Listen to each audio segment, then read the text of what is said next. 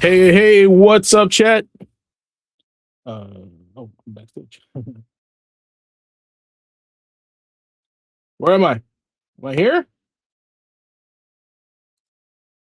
Yo! Hey, what's up, chat? Tonight, PlayStation players are being asked to go silent, but the message behind the PlayStation Blackout is loud and clear. This is bigger than discs. This is about ownership, preservation, platform control, and whether players still have the power when the library lives inside the ecosystem. The Headmaster's desk, I almost forgot where we were. The Headmaster's desk is now open.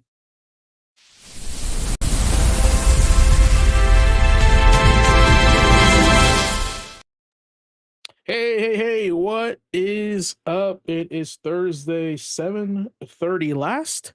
No, second to last day of the month of July. We are over half already of the year. Time is flying like crazy. Pretty wild. And chat tonight, it is come to my attention that the the people are rallying, right? But before that, we are in our last 2 days of our St. Jude's Children's Cancer Research Play Live charity stream. We've been streaming for 2 months, and yeah, it's something that I do every year. So before we get into tonight's show, I want to take a moment to remind everybody that this stream is also part of the St. Jude's Children's Hospital Play Live 2026 charity campaign. We've been campaigning for 2 months. And for us at Gamer Quotient Gaming Academy, gaming has always been more about than just playing the games. It's about community, purpose, and using this hobby we love to do something meaningful. And that's what we mean when we say playing with intention is all about. Now, tonight, every donation, every share, and every bit of support helps us contribute to St. Jude's mission of helping children and families facing serious illness. So, as we talk games, break down the topics, laugh, learn, and level up together, remember that tonight we're also playing for something bigger. Thank you for being here. Thank you for your support. Thank you for supporting the stream. And thank you for helping us show what this community can do when we play with intention. I'm going to go ahead and put exclamation point charity in the chat. If you want to donate, it's all in there. It'll take you right to the campaigns. You can select which one you want. One of the greatest things about St. Jude's is it actually gives you a chance to see what you're actually like donating to, what your donation looks like, right? Because when we donate, we're just kind of like, oh, here's my like $5, $10, $20, right? You don't know you don't know what that's contributing towards. But with this campaign, every year they show us and they're very transparent about like what your money goes to. So it could be from art supplies to bags of groceries. Hell, if you are super generous, you can even provide like a whole chemotherapy session for kids. So, and those kids are our future gamers, guys, like future devs. And we gotta make sure that we tell these future gamers how good we had it, so they can continue making the games that we love and we care about. So, donation link in there. If you need any questions, otherwise you can do exclamation also St. Jude to kind of get more information about that, and also tell your friends, tell your family. Anything helps tonight. Okay, awesome. But hey, tonight we're going to be talking about something pretty large. But for those that have not ever been here before, this is the extra credit portion of Gaming Academy. This is the Headmaster's desk, where I am the headmaster of the Gaming Academy show on Tuesdays, along with my faculty members, Nick, Tragically Elite, aka Tragically Elite, Blazing Ace Nelson, and also OCB Oliver Campbell as well. We all make a great team. We're all from different factions and portions of the gaming industry and gaming culture, and I feel like I've created kind of like the Avengers of the podcasting for video games. So really cool. But anyway, it's time to step away from the main lesson for just a moment, right? And bring things to the Headmaster's desk. Where's my button? It's right here. Okay.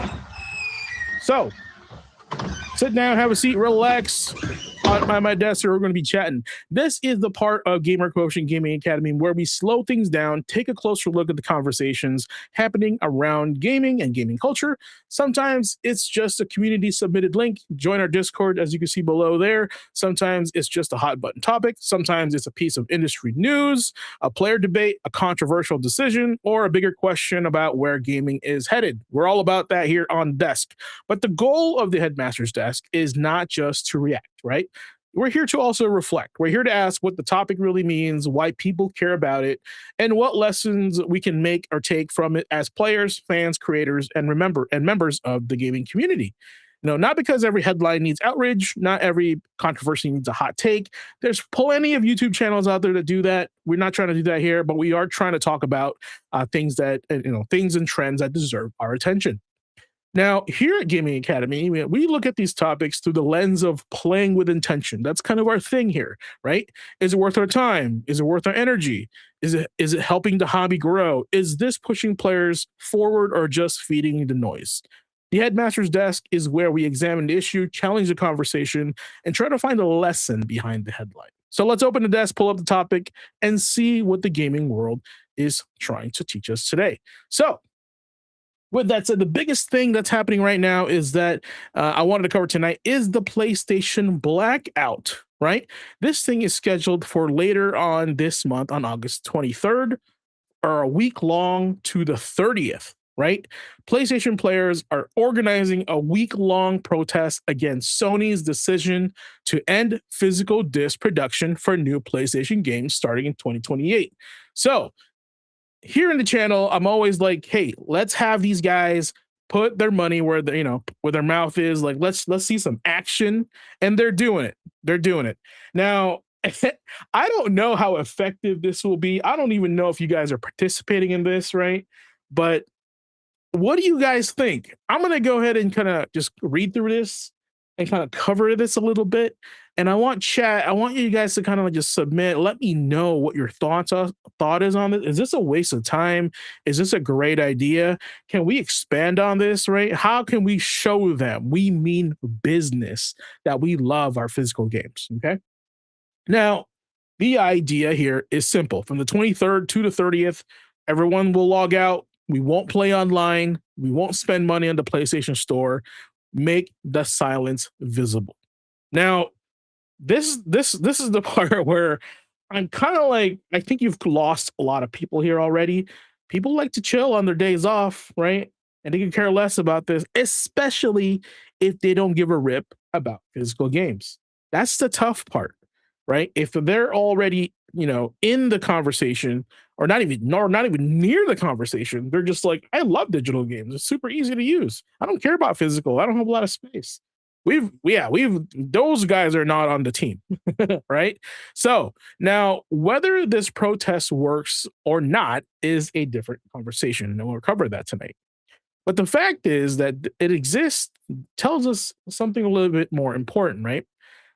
In fact, players are not just upset about the discs, they're upset about trust. Let's face it, Sony has lost our trust many a time and tried to regain it many a time as well. Now, trust is ownership, trust is access, trust is preservation. Talk about this all the time. And also trust in platforms, right?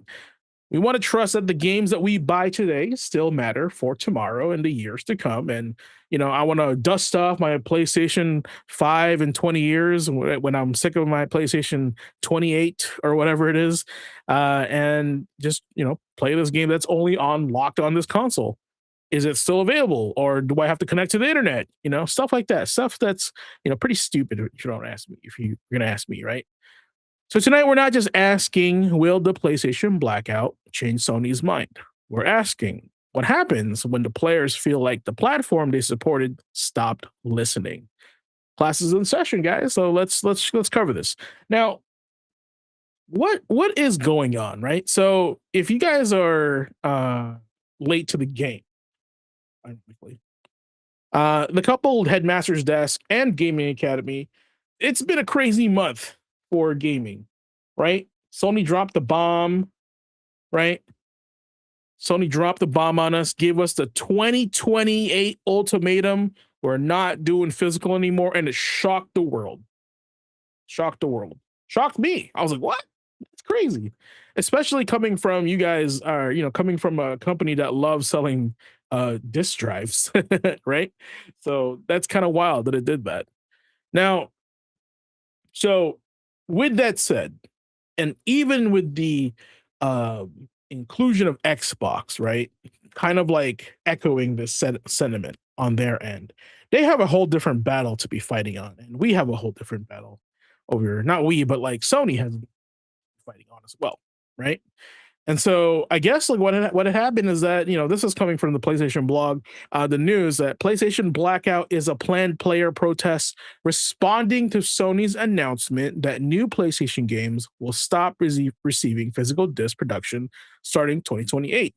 What's crazy about this is that it's not just only Sony games, it's like every game. Our console will not do discs anymore. That's insane. That is wild. Squall Shade says, I'll put it on the chat. We should have been crying the physical disc thing a long time ago as soon as the horse armor fiasco started.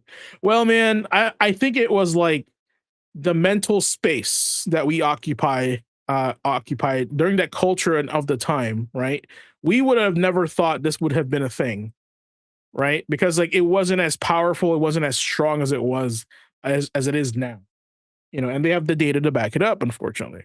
So, and that's why it's a little bit different now than it was back then. I think if you took that same survey back then, you would see that there's probably a 70-30 that people are still using physical, but now it's flipped, right? And who knows who's joined on the gaming trend? And honestly, I feel like Steam has a big is a big contributor to that, because Steam is super convenient, especially with the Steam Deck. You can take your whole library anywhere, any way you go, right? But that's not even really the problem here. The problem here is that, do we even own the games we're downloading? I paid for that, especially with Sony not refunding those 500 movies that they delisted. Pretty much said, hey, your SOL is just a license to access these movies. You never really bought them in the first place. Then if that's the case, then everything is Netflix, right? Let's think about it this way. If we're buying these games one at a time, then everything is just Netflix. Everything is just Game Pass. What's the difference between Game Pass and PlayStation Plus, or just, buying each of these games separately? There is no difference really then. Oh no.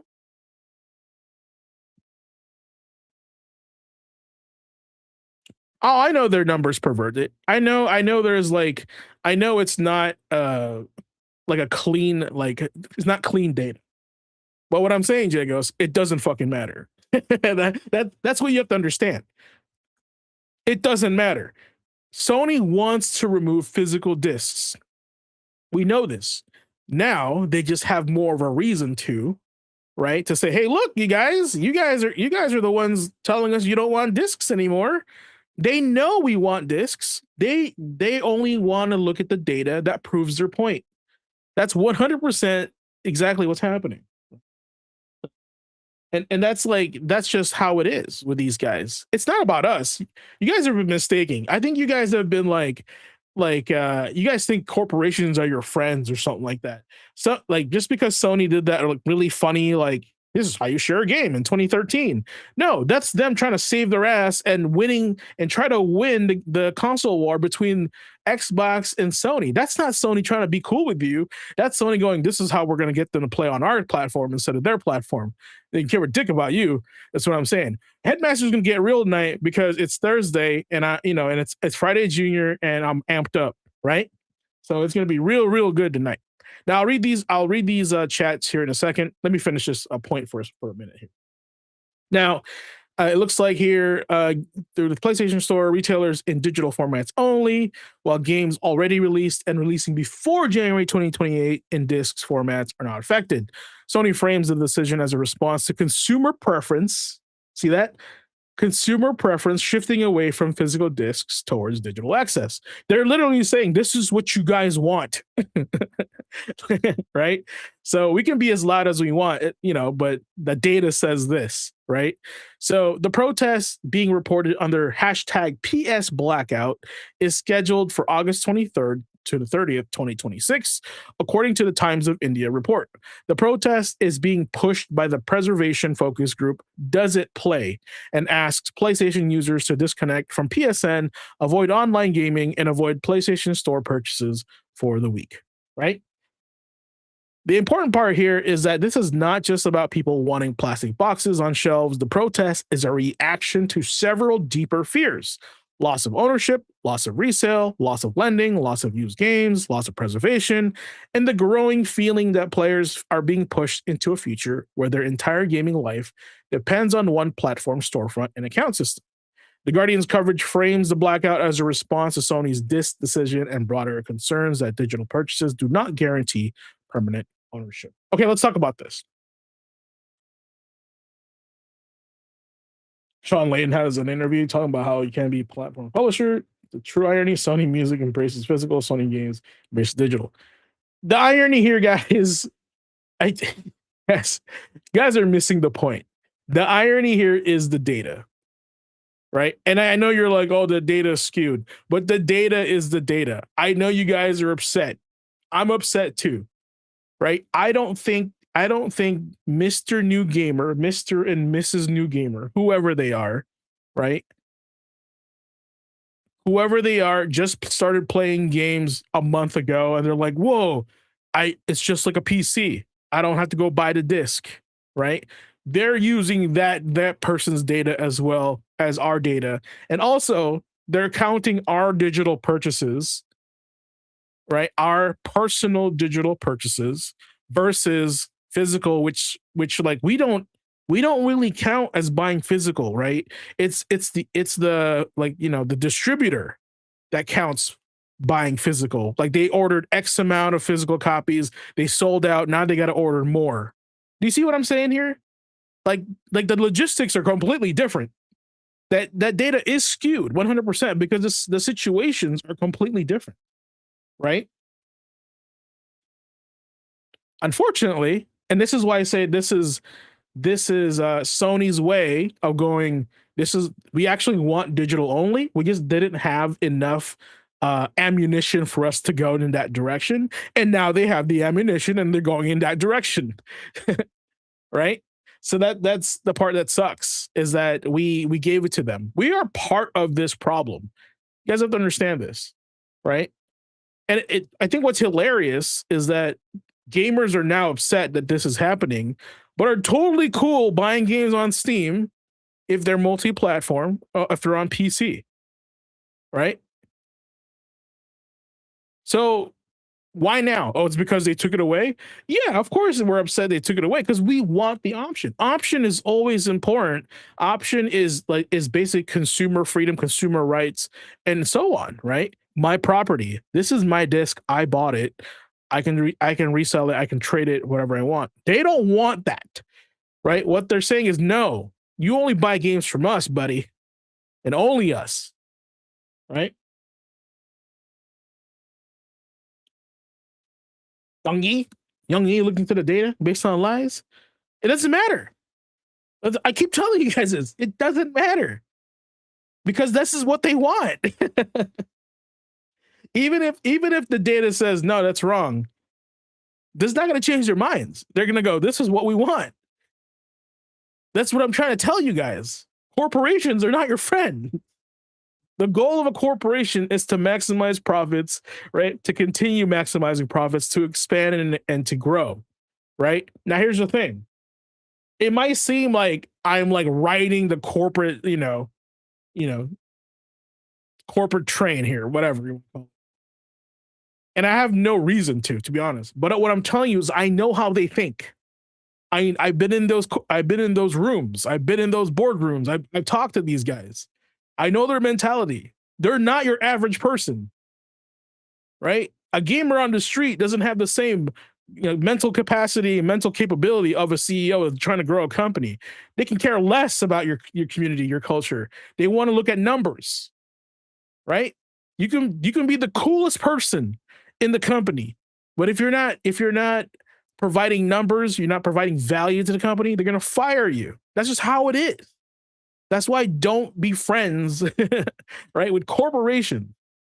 This is why when this is going to stretch back to like the era of, remember when, they're putting rainbows on their icons, the black square in social media, right? These companies are literally grifting you and your emotions, and they're pandering to you for your support. They don't care about that. Did they do that this year? They didn't do any of that this year, right? They just want your money, guys. They don't care about you. You guys could die. But here's the thing. If you die, you can't buy any more shit. So they got to keep you alive somehow. Okay? And this leads into our next topic, actually. Why are players upset? Right? Because there are a lot of upset players out there. Now, Sony's business argument is simple. Players are buying more games digitally, and physical media is shrinking. From Sony's perspective, ending physical production lines up where the market is already going. But the player argument is different. Players are saying choosing digital is not the same as removing physical. You see that? That's the big distinction, what we're trying to say. Oliver has been trying to tell this to you guys. Have you guys been listening, or you guys just been outraged? Right? This is the key distinction.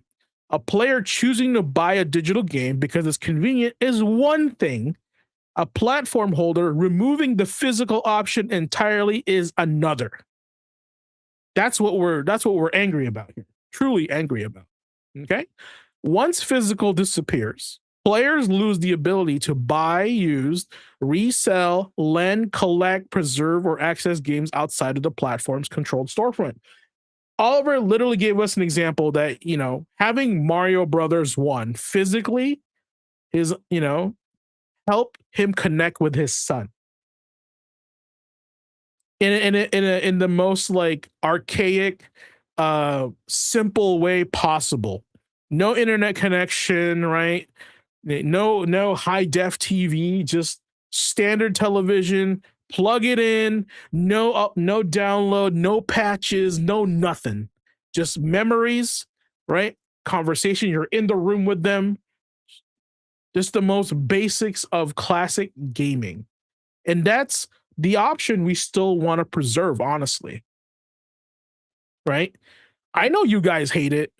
If you put in the game, you're excited to play it, and the first thing that game does is patch the game for a gigabyte. I know that's annoying to you guys. That's annoying to me. I just wanted to play the game. Well, first of all, why is this not already patched? This should be a patched disc, right? Like on one of the Headmaster's desk guys, I literally said having no disc for a single player game like GTA 6, because they did say there is no multiplayer on day one. No multiplayer they're literally saying the game is offline on day one and you have to download it. Explain that to me. Explain that to me. An offline game day one and I have to download it. That makes zero sense. You know what that signals? You guys remember BlizzCon when they're like, "What's wrong? You don't have any phones?" You guys remember that? That's the exact same tone they're giving you with that statement, with that action. Why did that become a direction in the PS3, Xbox 360 era? What is? Oh, like patches on day one? Well, it's because they didn't finish it on time. They had to print it and ship it, right? And they go, oh crap, there's still work to do, So they had the patch. They have to have the patch ready. Now, I feel like the game is done when you install it, right? But it's not how they want the game to be, or their idea of what the game should be is not in that version of the disc. Right? So remember, guys, we're not mad because this is about just choosing digital. We're not mad at that. We're mad at because they're removing physical. Huge difference, right? Like when I tell you guys, Headmaster speaking right now, right? There's a difference between playing to win and versus playing not to lose. If you cannot tell me the difference, then you don't know. You don't have any control of your destiny, because if you can't tell the difference between the two, then I'm not sure what direction you're taking your life. If you're playing not to lose, right? you're on the defensive. But if you're playing to win, boy, that's a whole different category of potential, right? Opportunity, accountability, right? There's a huge difference. And that is straight from mentality. This has a little bit of that as well. What kind of mentality are we giving here? Right? And do they even know the difference? They probably just are upset when your guys are taking away physical, but they don't understand that, like, hey, we're not mad you're taking away physical. We're mad that you're not giving us an option. What if I don't have internet? You know? Hey Andre, I'm coming in hot, so careful. All right, careful. I'm coming in hot today. Okay. Now the key is this is the key distinction here. Choosing digital is not the same as removing physical. A player choosing to buy a game digitally because it's convenient is one thing. A platform holder removing the physical option entirely is another. Once physical disappears, players use all these things, buy, use, sell, etc. Okay.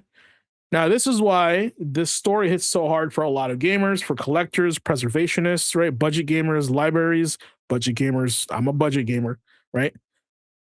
And anyone who values long-term access.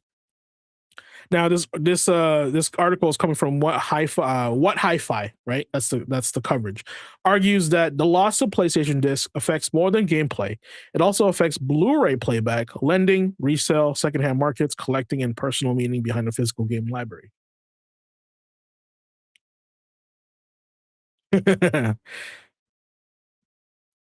and that's it right there. It's laid out right there for you guys. Yeah, they're shooting out more vinyl these days. You know why? Because people are buying them. Hell, we're probably missing a piece here, guys. Why it okay, I'm going to throw this question to the chat. Why do you think in the music portion of Sony, more people are buying physical than digital? Why do you think that is? Take a shot. If you have the data, even better. I have a theory. If we're gonna play their game, if we're gonna go by their logic, Jago's pretty much said it. Vinyl's resurging. People are wanting to listen to vinyl more. It's physical. It sounds better in their mental space, right? It's not as, music is just a file. Plus, I think instead of buying music, there's all these services that provide the free music on their streaming platform. Why would I buy an MP3 or a CD or an album if I can listen to the whole album for $4 on my Spotify? Right? Think about that for a second. Yeah, you have to deal with Spotify. Right? So now they're going to learn this the hard way. If they remove physical and force us to do digital, I don't know how many X years it will take, right, for them to be like, what did we do? It's probably going to be a generation. I can see it now, guys. And like I said, this is how Xbox can win the platform war. The console war is over. It's now a platform war, right? Project Helix needs a disk drive. And if they have to, they can make their own new discs, just like Sony did with Blu-ray. If Microsoft is smart, they would make a disk drive, right? Disc 2 for Project Helix, exclusives on Project Helix. And I feel like Sony is gonna burn so bad in that generation of console, they're gonna dial it back hard. They're gonna dial it back hard, right? Because remember, Xbox lost the Xbox One war on the PS4. And then they got really cocky with the PS5. Oh, yeah, they're super cocky now on the PS5, right? Xbox is kind of on the ropes right now. A lot of stuff happening on their side of the company. They lost $1 billion last year due to bad decisions. They gambled super hard on Game Pass. That shit didn't work out. They bought a bunch of studios too to be like, all right, well, it's not going to cost us a lot of money if we buy the studio instead of giving them money because of Game Pass because we want to put these games on Game Pass, right? All these games are trash, right? They try to increase Game Pass prices. They're like, gamers are like, nah, screw that noise, canceled. They had to put it back. Guess what that sounds like? Chat, what does that sound like? It sounds like they're playing not to lose. Does that sound familiar? Just talked about playing to win versus playing not to lose. Xbox right now is playing not to lose because they're on the ropes. Look at them. They got nothing really going for them, right? They're playing catch up and they have to lay off a bunch of people, do a bunch of press. Like, hey, like we lost $1 billion. We had to close all these studios, sell them. Geez, like we're just doing what we can to stay afloat. Sony, on the other hand, guys, is playing to win. You guys may not agree how they're trying to play to win, but they're playing to win means I don't care. I'm going to do it. They're going in. They're going, no more discs, 2028. Take it or leave it. We're so up there. We're so here, right? We can do it. We can. Matter of fact, our data says we should. They're playing to win. That's how you tell the difference. All right. You thought I was just like kind of throwing the allegory out there? No, that's there for a reason, right? I've hung out with enough, or not hung out, but like I've been in the same rooms as millionaires, stock shareholders, right, board members, that I know how these guys think. I kind of know like what their mentality is like, right? How they make their choices, how they view certain things differently, right? That I would have never thought about because I'm not in that level. They had to show me and they had to explain to me why they do these things, right? That whole playing to win versus not playing to lose, I would have never known the difference years ago. I would have been like, oh, what's the difference? I mean, it's kind of the same thing, honestly. And when they explained it to me, it blew my mind. I was like, wow, I've never thought about it that way. That's crazy. Right?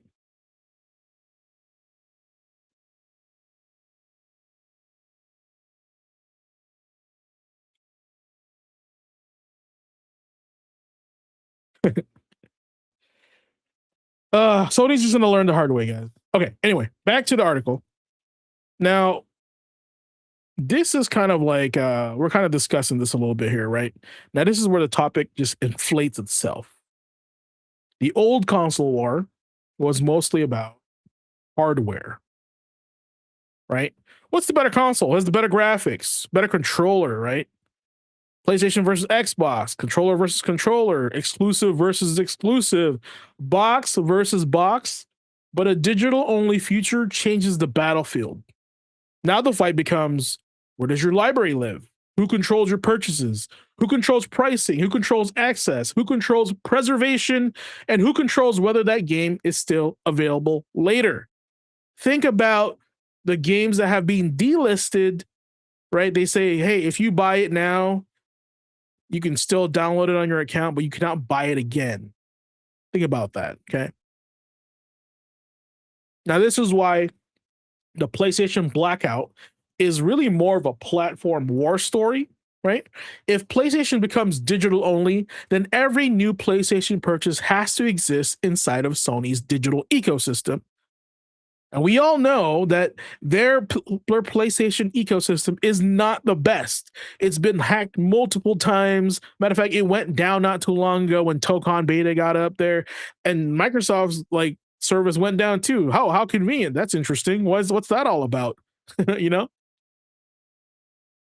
This will give Sony more control over pricing, discovery access, the long-term library behavior, right, and more.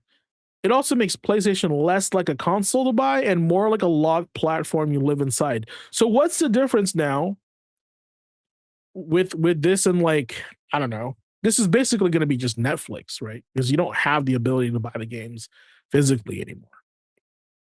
And with them saying, okay, SOL, 500 movies that you bought all gone, who would subscribe to this? This is crazy. Like, this is what I mean. They're playing to win. They're choosing to do some crazy stuff that they don't care. They're just literally going, oh, you have a problem with that? We don't care. We're gonna do it. You know, because we got it. We got all of you already. You guys are stuck with us, right? They done pulled the curtain. They done pulled the curtain. I'm saying it. They done pulled the curtain. All right, so I'm gonna be real here. This PlayStation Blackout might be a little hard to pull off. But GQ, what do you mean by that? Oh, you're just being a negative Nelly.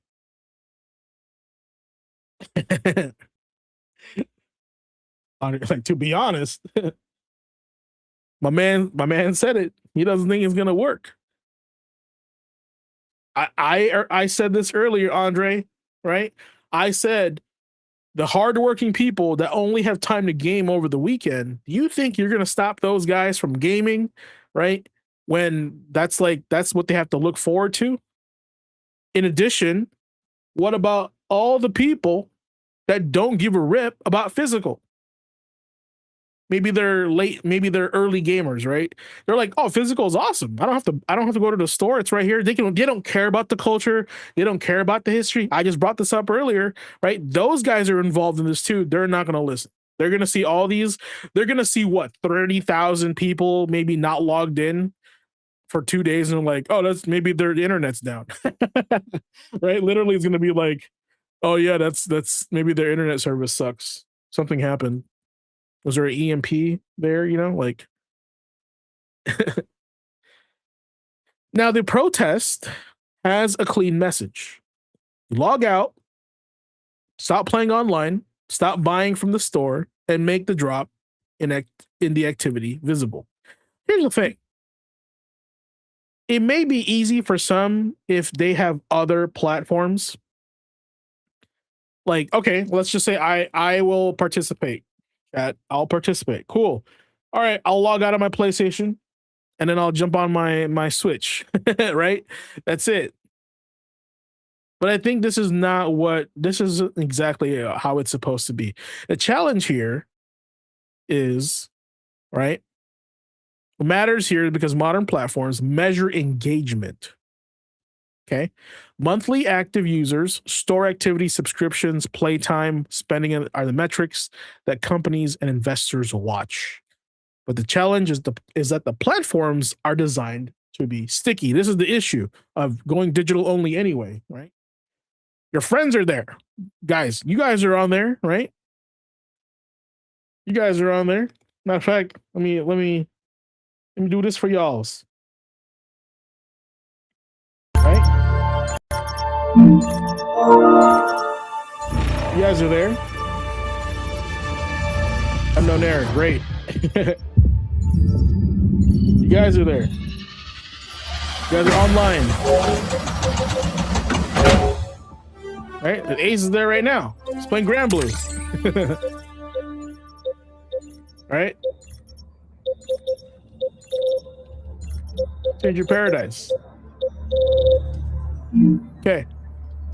The save files are on the cloud. Your library is online. Right? Your subscription is there. Your trophies are there. Your wish list is there. Your habits are there. Your gaming experience is on PlayStation Network. And that reason itself may be asking players, to leave PlayStation Network for a week. It's not just asking them to protest. It's asking them to break routine. This is what you guys are seeing. That's difficult. Matter of fact, it takes about 2 weeks for someone to acquire or drop a habit. You guys know that? The average person requires 2 weeks of active, gaining a habit or dropping a habit. 2 weeks of effort. It's pretty difficult for a lot of people, especially if the majority of players are already buying digitally anyway and are financially behaving as if they accept the digital future, even if they complain about it publicly. Hear that? That's key.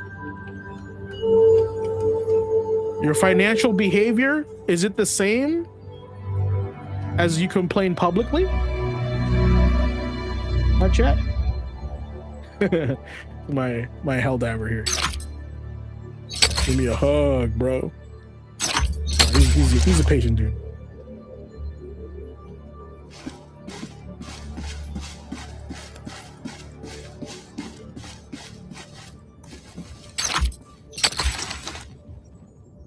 Yeah.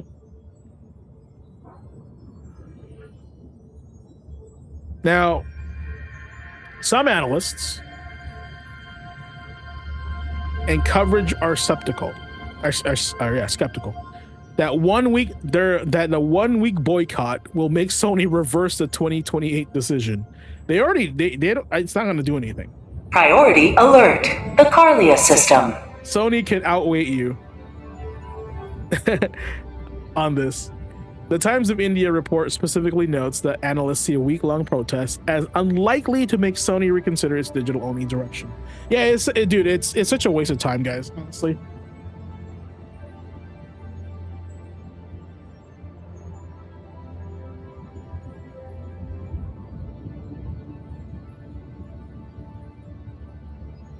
Right?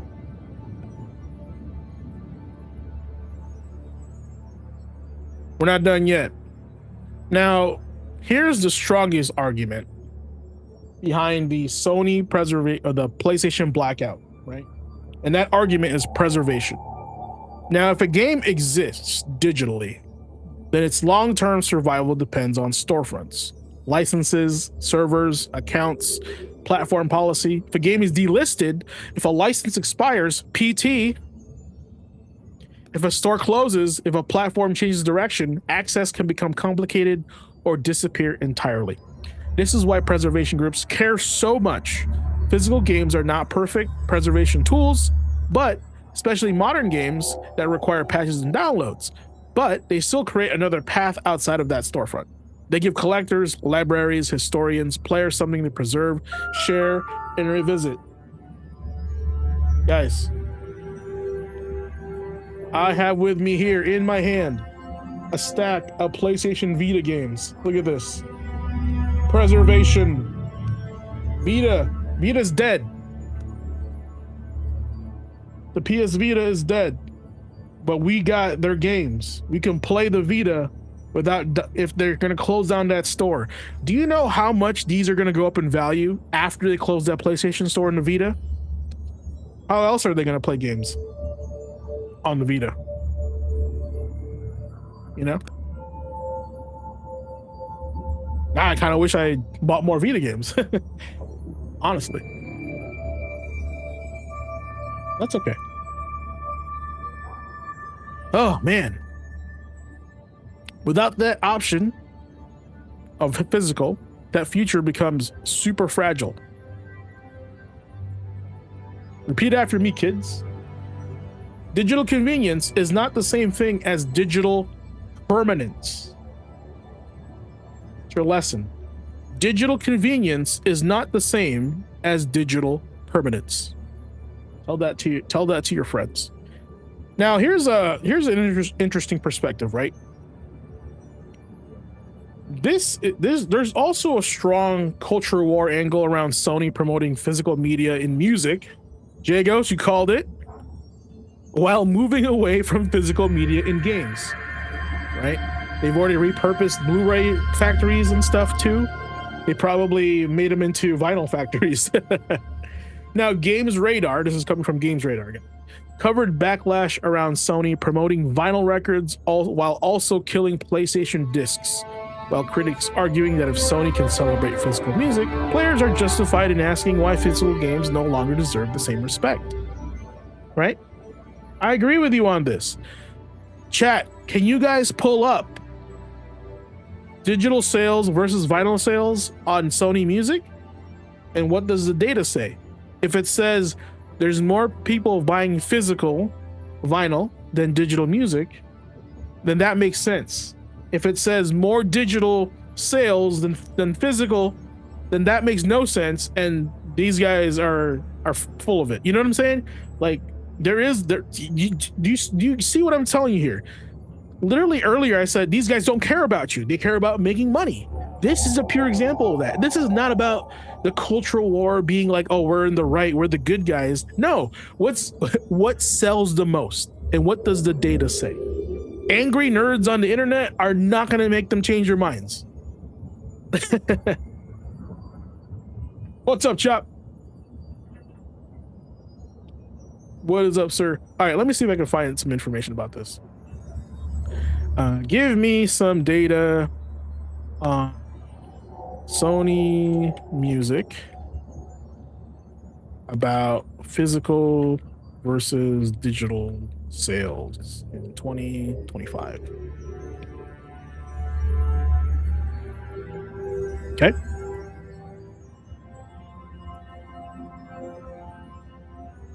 See what we can find, because this is kind of important. And then once we finish this article, whoever wants to help me defend Super Earth tonight, feel free to join. I'm on PlayStation, ironically.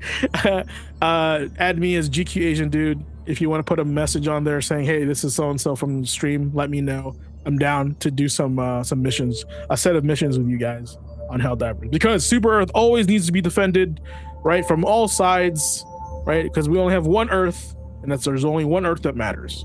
That's Super Earth. Okay, here we go. So Sony Music category, we're streaming, recorded, publishing, media platform.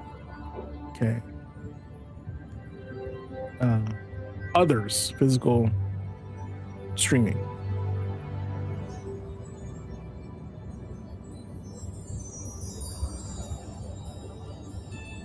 Okay. So check this out. Here's some interesting data here. Okay. Now this is going to be quarter four in 2025 of last year, right? Physical formats, including vinyl. Ready? It's up 35. They sold 35.28 billion yen, which is $224 million, right? US dollars. It's up 16%. Pretty good. Pretty good. So far, accurate, right? The downloads. Permanent downloads. So here's the digital, right? Only 6.9 billion, which is about $44 million. So yeah, physical has been selling what, $180 million more? That's the data. It's accurate. It's true. Here's the part that they haven't told you yet. Ready? Streaming on Sony Music.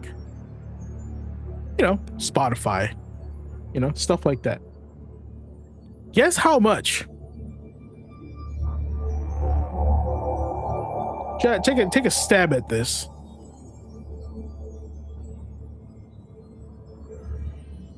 How much do you think how much revenue do you think that portion of their business brought in? Right? So permanent downloads, 44 million, physical formats, including vinyl, 224 million. How much do you think streaming brought in? You know, like a Game Pass. Right? So this is the same as buying a game digitally, buying it physical, or buying Game Pass. Take a stab. I'll give you guys 30 seconds. Right? Let's go. Woo. Oh, really dark. Okay. This guy's looking like a ODST, you know?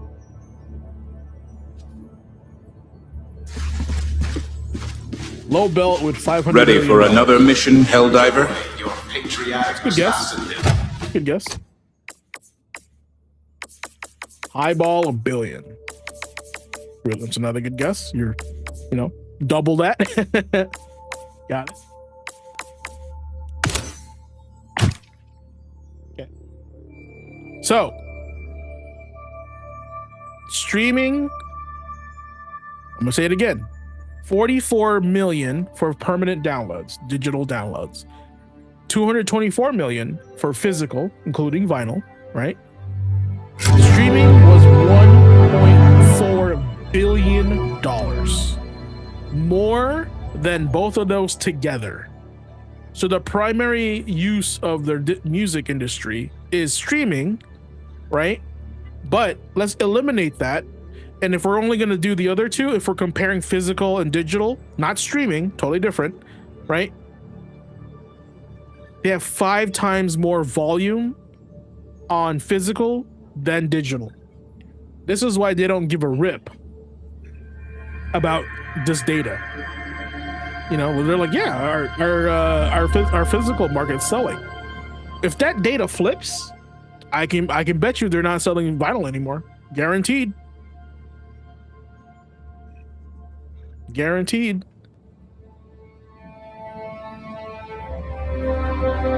I'm gonna ask to do this for the PlayStation division.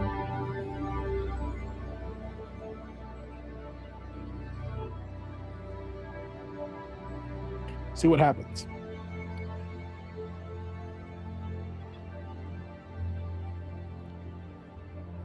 Okay.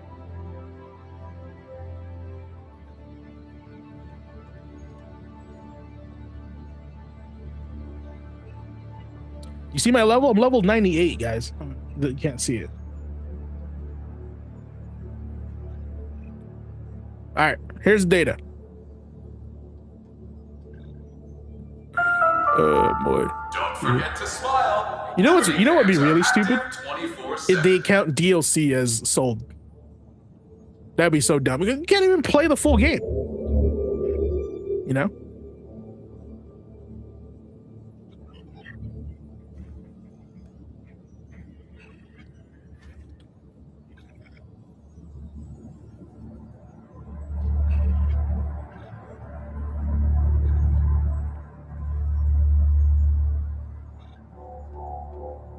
Right?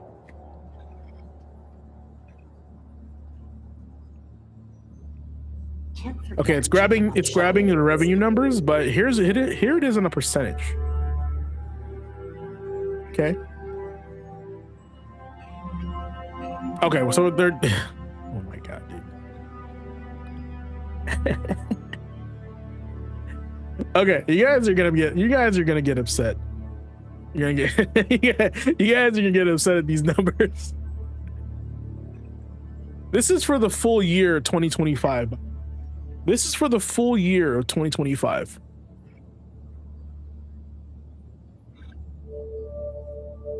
Oh boy. All right.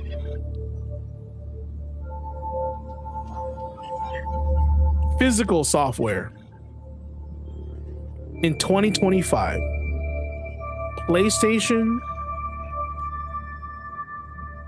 physical, they sold $834 million in physical software. That's pretty high, right? $834 million in physical software in 2025. God, the video game industry is crazy, right? But if you think about the games that cost like 30 million to make, though, like that number is not that high. Like 30 million, they got to make these numbers. Oh, guys, digital full game software. Another helpful tip from take a stab. Chat, take a stab and use a high number. It's a pretty high number. And while they are mostly right, the fact of the matter is that Helldivers with broken I want you arms guys cannot to Helldivers unwillingly with broken put a legs number you cannot don't run. want that's And correct Helldivers with serious on there, injuries to because their I want you to vital accept the organs will bleed truth. out before they can say, "Death to Right? my And enemies." it's okay. So next time you find It's yourself okay. unable to run, It's gonna be fine. or stay alive, Headmaster is save here. yourself We're in this with a together. stick, soldier. Right? but you can't control these numbers. Tactics. Use them. I mean, you can, but like at this point, we're too far out for that right now.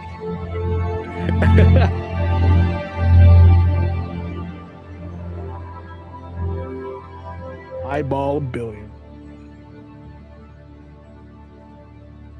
Guys, physical software was $834 million last year.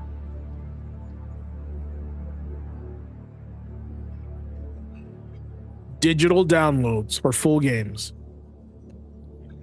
$7 billion. So you cannot tell me that, oh, we buy physical games. It's 7 billion more times. Why do you think they want to go digital? Because of that number.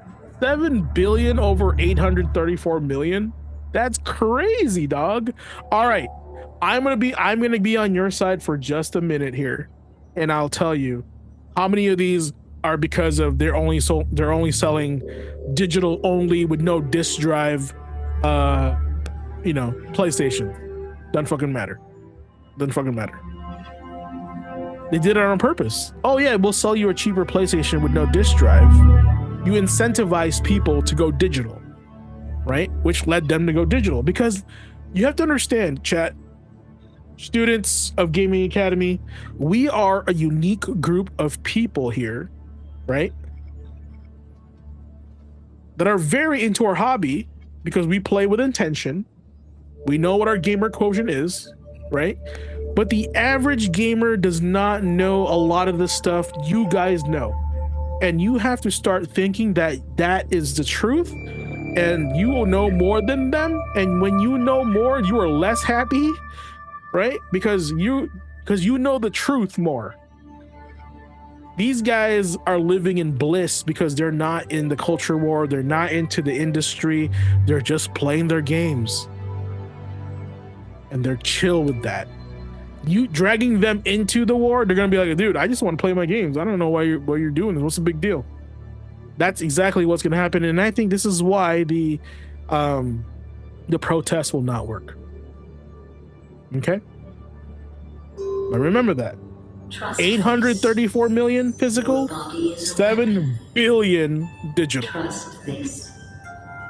Do you think I know our professor of applied sciences, he's been really extra hard on the community, the social media manager for Sony the past month and past week. As a matter of fact, there's a lot of people on my X account that have jumped on the bandwagon to kind of like rip on Sony at any opportunity they get.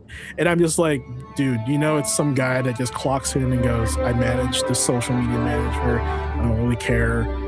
I'm just getting harassed. All I see are negative comments about the company. I didn't make the decision. I just have to manage these accounts. If I was that guy, I'd hate all of you.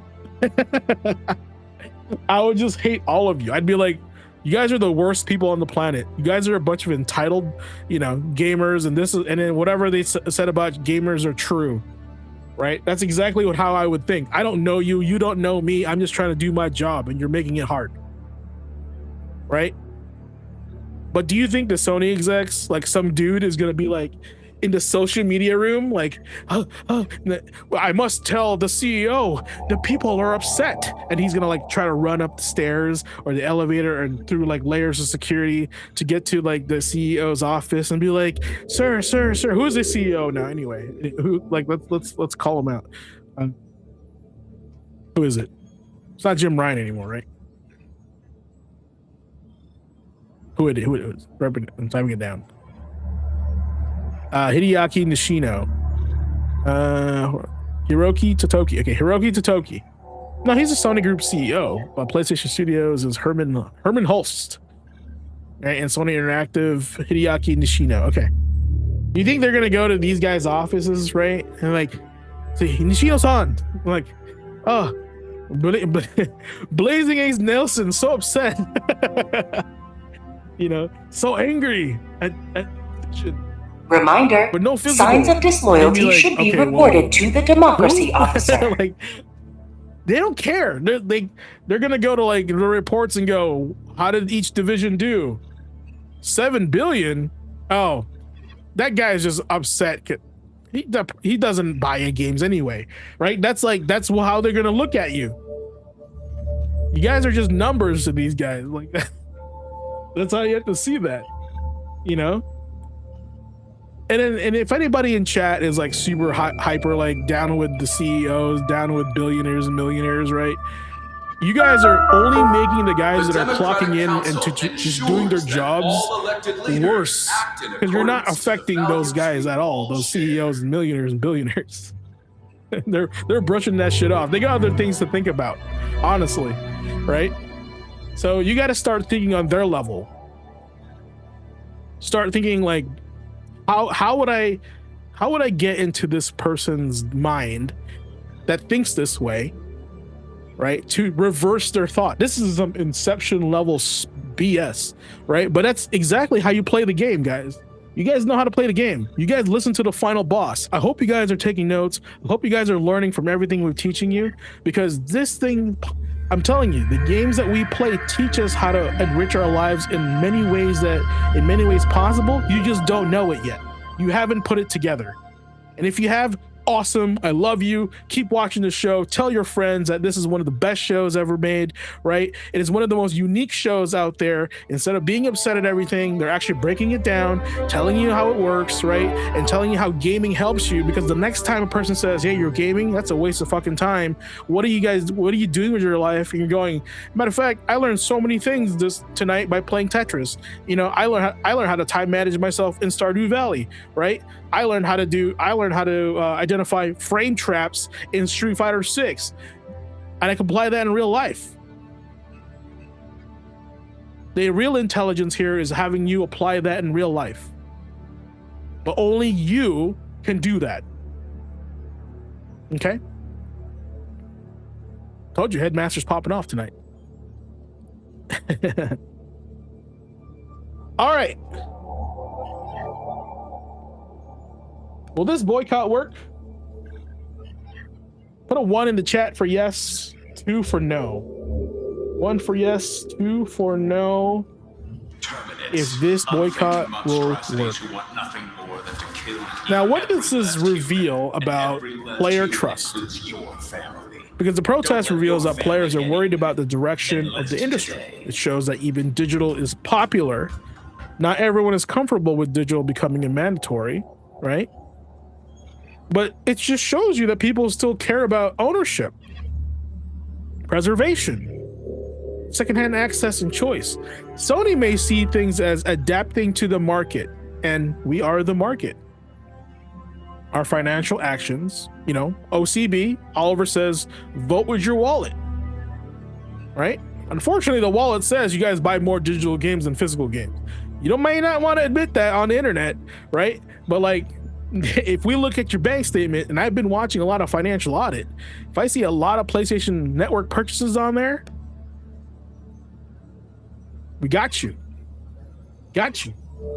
Can't hide. Can't hide, right? Players may see it as a platform removing an option before trust has been fully earned. That is the conflict. No, guys, I gotta be real with you. After seeing those numbers, we are fucking doomed. We are so doomed. We are not getting physical ever again. Oh my God. 7 billion versus 800 million.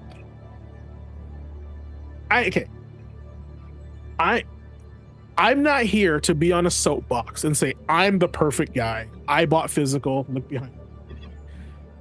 I'm not part of this problem. No, I am part of this problem too. And the problem will affect me. I am right there with you guys. 100%. Right? I'm not here to like blame everything else on the audience or other people. I will take accountability. I have bought a lot of digital games, but they're mostly indie games that do not have physical copies. Now, that data is clear and evident. right? But let's be real here, guys, right? How many games only come in digital form first, or only in digital form, and we want to play that with our friends? Look at Vampire Survivors. The game is $3, right?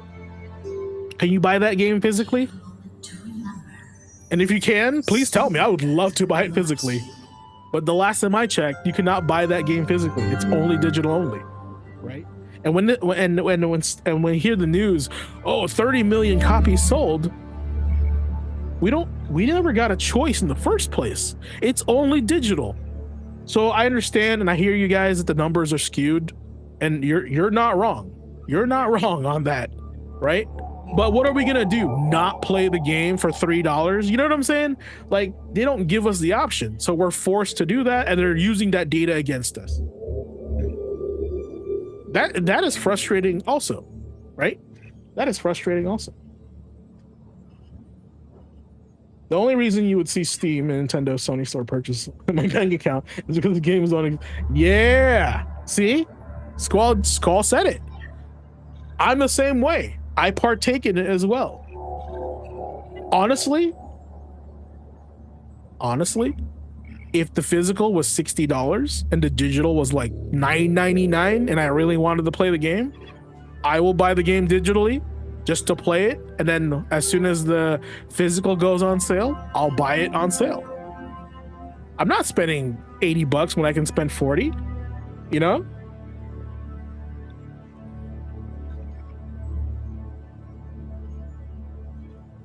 And I love that, Andre. I love that you're making a stand. I love that you're making a point. As somebody that loves Devil May Cry, and you're like, I'll never play a Sony game because I don't like the way they're doing it, right? And I know Devil May Cry is on Sony. Like, that's super cool. I think that's super rad. Matter of fact, and this is what I'm telling you. If Microsoft was smart, they would take all the things you guys are complaining about and leverage that in Project Helix, right? And then grab companies to put games on their console physically, so they were like, I can only get this game physically on Xbox. Screw PlayStation, I'm gonna get an Xbox. This Liberty Day, you know, become the patriot your you know what I'm saying? Like, needs. this is corporation. This is corporate warfare. Day higher to pull Gamer presents Quotient from the is not a flames. corporation, Make sure they get not yet. what they deserve. But I guarantee you, if Gamer Quotient becomes a corporation, my pioneers, my chat, that's the pioneers of my chat will be invited It's about the heroes to join said corporation. here at home. You've really made this community pop off. You know, the dialogue, the communication, you know, the stories, the discussion, all good. Hopefully next year, I would love next year for us to double our numbers, right? More swag, more product, more shows, you know, more Nick, right? And just more of everything, you know, but we're gonna need capital for that, right? So yeah, once we hit certain numbers, once we hit certain, you know, thresholds, we can stream more and work less. I know Ace would love that. Ace has no problem streaming all day if I told him to, as long as he pays the bills. I love that, man. That's great. Yeah, Tokon will probably be the last one. Matter of fact, honestly, I think the last one that I would buy is Final Fantasy Rebirth, not Revelations, because it won't be out. They're trying to release it physically, because I know they're telling them not to do it with the physical, but Square really wants it to be physical because the first two are physical, right? They may have to do it before 2028. Then they have to release that bad boy soon, ASAP. So, okay, here's some questions for you guys, some things to think about. Is the PlayStation Blackout about saving physical discs, or is it about trust in Sony's digital future? Right? You can answer those questions. If most players already buy digital, does physical still deserve protection? That's an easy answer. Yeah, of course it does. Can a 1 week protest actually matter if players go right back to spending afterwards? Financially, your financial actions right there. Is PlayStation becoming less of a console and more of a closed digital storefront? Psh, that's what they're trying to do. If physical disappears, what replaces used games, lending, rentals, libraries, and preservation? It just wouldn't exist. You know, I think gaming also is what killed Blockbuster. Netflix also killed Blockbuster, but they also had games. Remember that. Should platform holders be required to provide preservation solutions before removing physical media? Yes. You should own the content you buy. Then why would we buy it digitally? Right? Is convenience still a choice if the alternative is removed? No, there's no choice. What question is that? Voting Day, an annual celebration of the idea. All right, here's a good one. Enjoy. There's some good statements for tonight. Choosing digital is a preference. Removing physical is a policy. Good. The console war was about the Xbox under your TV. The platform war is about who owns that library and when the box disappears. PlayStation Blackout may not stop Sony, but it does expose the real issue. Players do not fully trust the future they are being pushed into. Digital convenience is not the same thing as digital permanence. Love that one. And if companies count engagement, then silence becomes a form of protest. Sweet. Love it, love it, love it. All right. So, does anybody have Helldivers, or do they want to join me?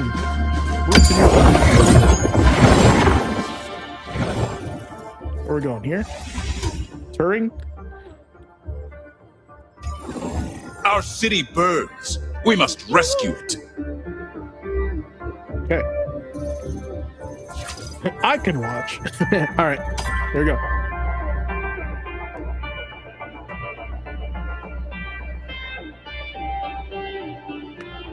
Woo! Guys got me all riled up. Initiating FTL jump to the Turing system.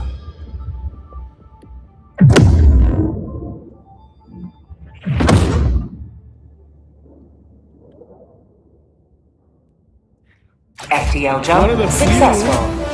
Sony games that actually made Mission coordinates locked. online kind of work. You know? Hell pods primed. Valuable data? Okay.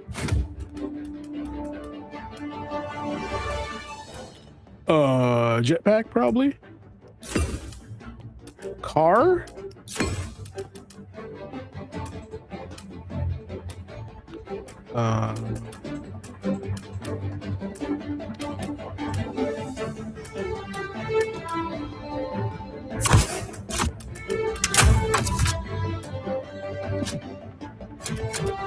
Sub.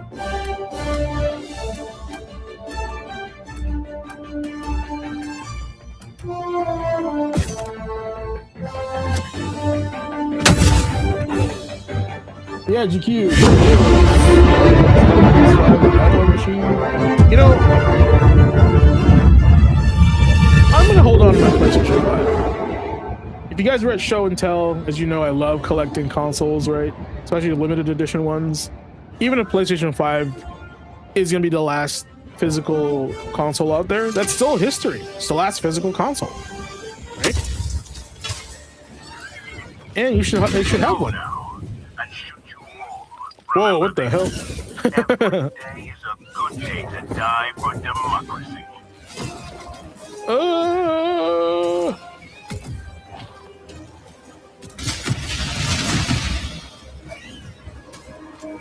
That was crazy.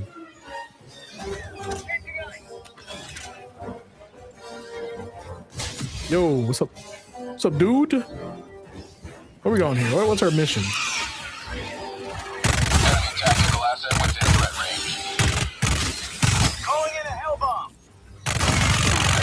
Ow!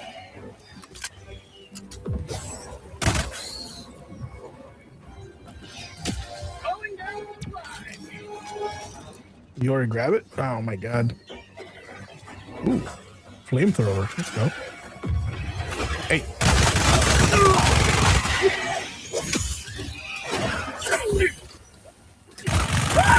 Oh, this is like the super aggressive planet.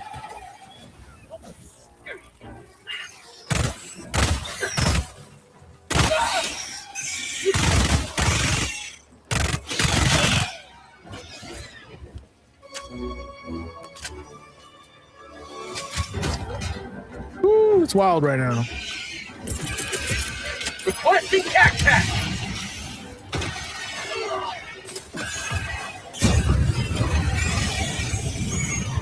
Ah, what the heck?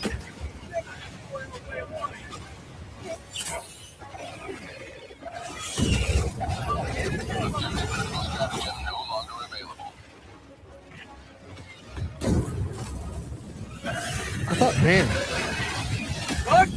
let me breathe.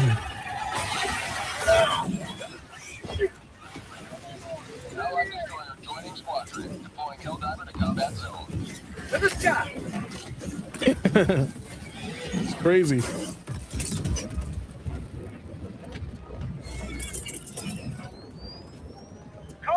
Sending in an eagle.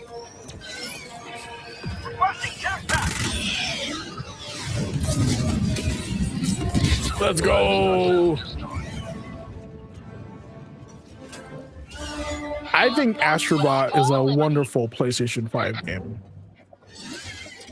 It does a good job of celebrating PlayStation history.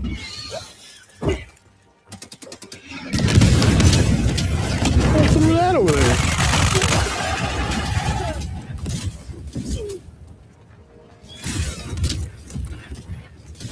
To the sky. Oh yeah. Package acquired. Dropping package.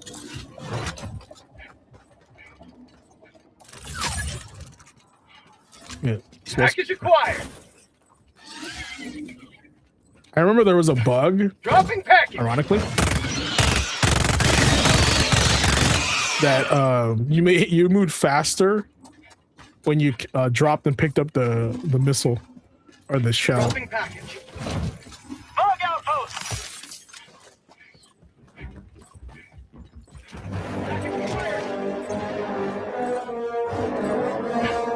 Dropping package. Calling down a sentry. Static. Engaging terminal. Let's go, boys.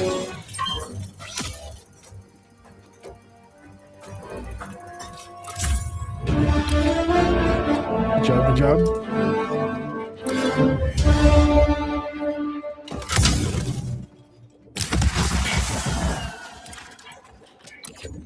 What's over here? Dude, this area is messed up.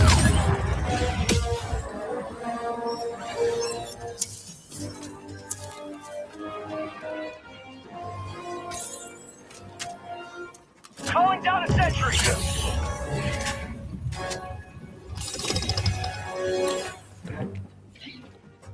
Oh, is there? Okay. Dropping a pin.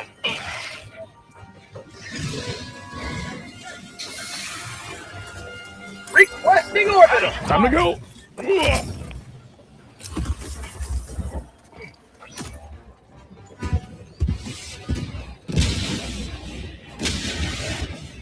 Reinforcing.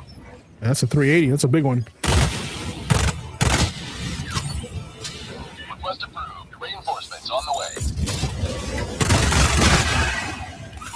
Hey. Crap.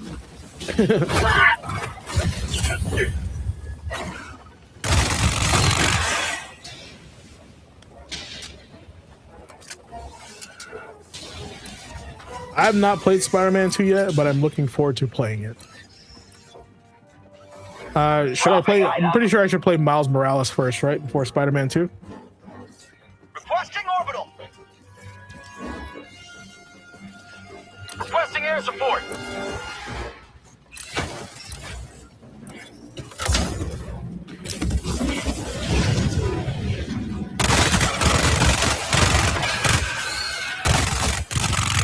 You guys, wouldn't this be like the coolest thing for Halo ODST, Bug right? outpost, buddy.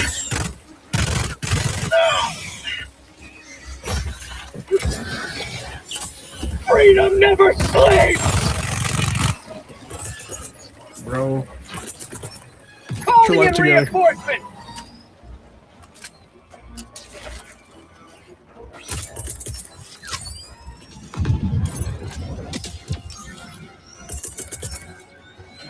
Requesting air support! Requesting advanced weaponry! About to get lit right there.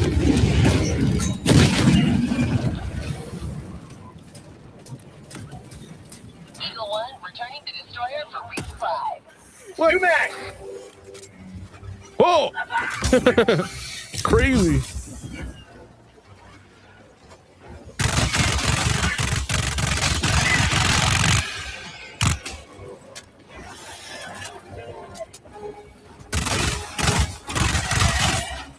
Okay, a little squishy, but they're still strong. Christ. Last reload!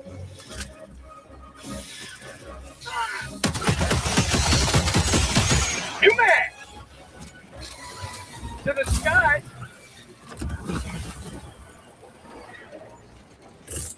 Oh, Orbitally!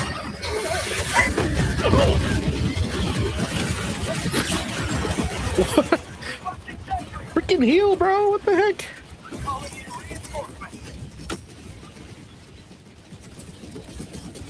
Look at this guy not doing anything.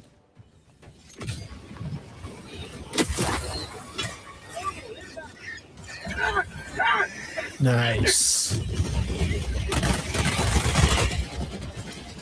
And where all my stuff go? It's over here. Requesting contact!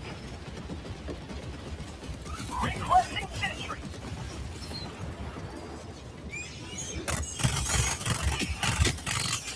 Bug tunnel break!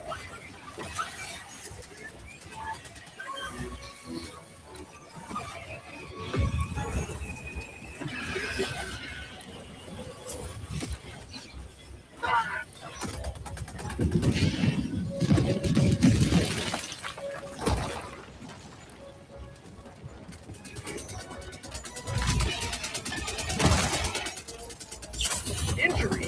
What injury? Reinforcing! Yeah. Oh, never mind. I thought I had the grenade pistol. I'm so stupid.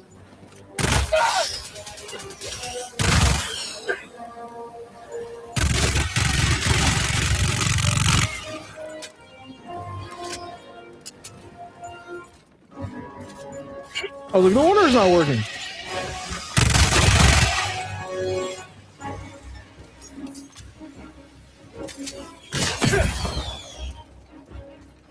All right. Oh. Okay. That means we're gonna need a ride, right? Dropping a pin, northeast, 300 meters. Got you, boys. Don't worry. Got you, boys. Reinforcing! What are you shooting at? Oh, they're at the Calling beach. down a sentry! Let's move.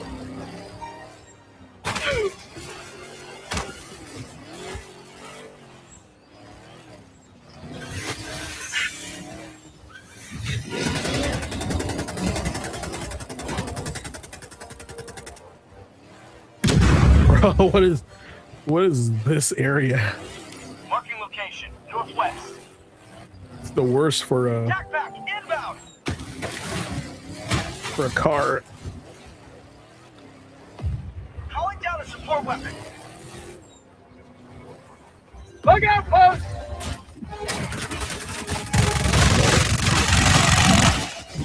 Oh, Requesting orbital. oh, come on. Package acquired. I really missed. Oh my god, so annoying.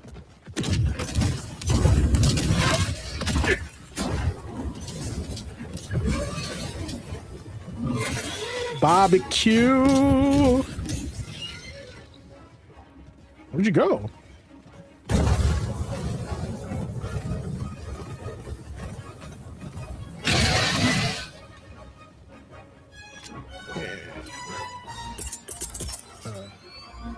That one.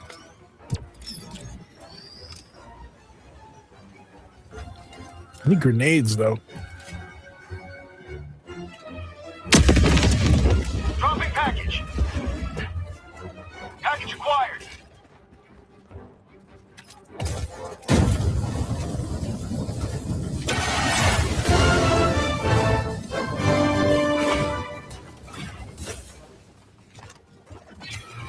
Oh, what the heck? Requesting sentry.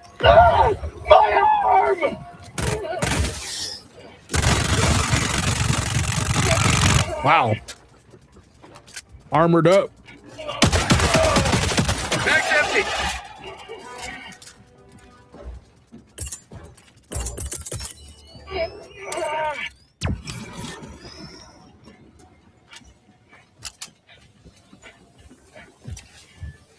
Rare sample acquired. Wrong. Explosion. It's okay.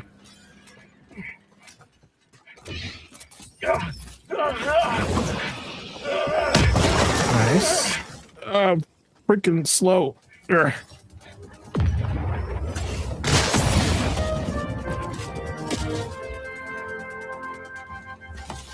Where we going? All right. Tagging map, northwest, 100 meters. Thank you.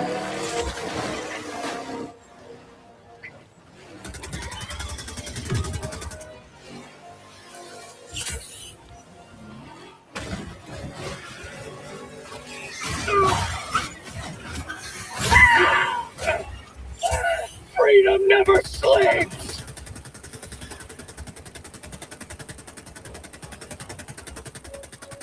Say hello to democracy!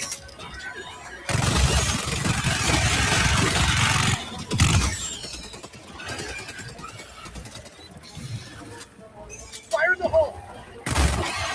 Have a taste of democracy! I'm really upset. Okay.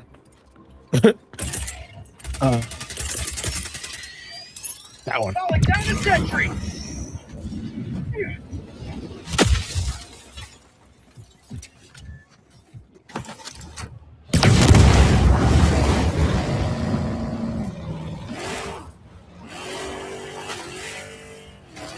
What the heck?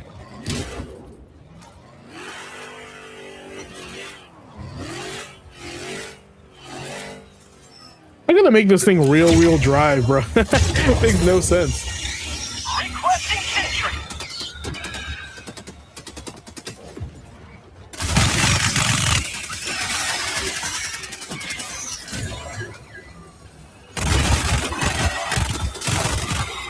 No, why is it on fire? Doing.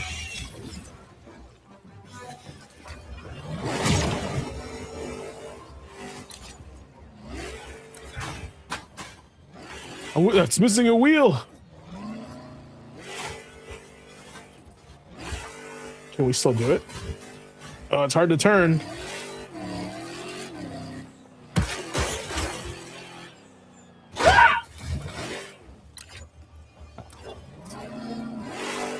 Requesting advanced weaponry!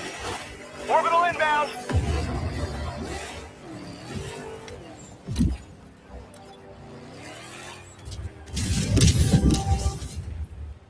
Oh, look at that. New mag! Bug tunnel breach! Calling in reinforcements!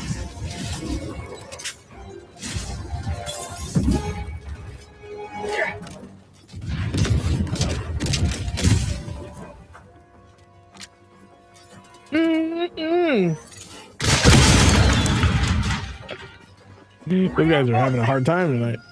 Yeah, super credits. Did I just sink to the floor? What the heck?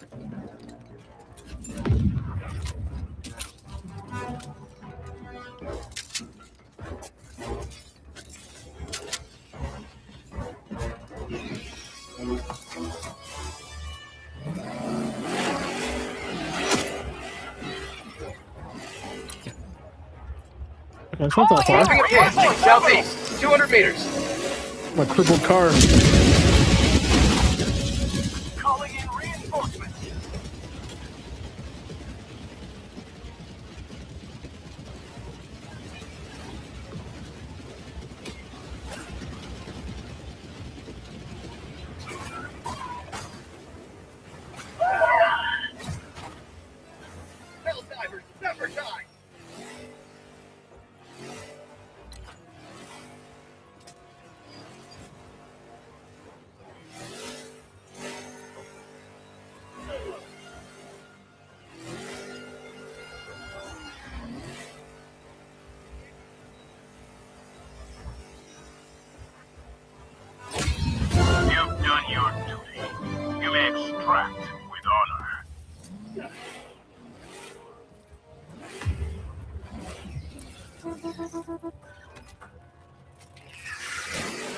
All right.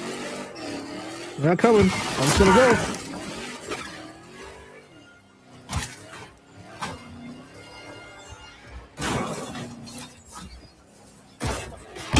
Oh God.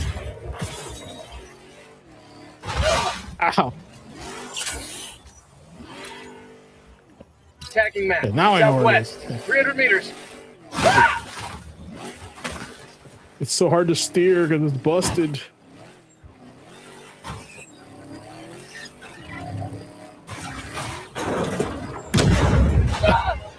No! Yes!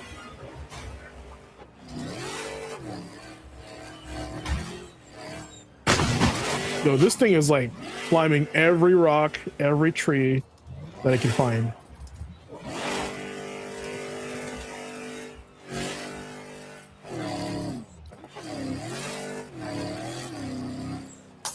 Chat, it kind of drives like the Warthog, but like worse.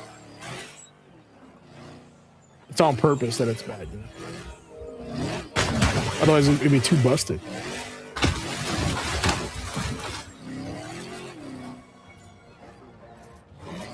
Tunnel breach.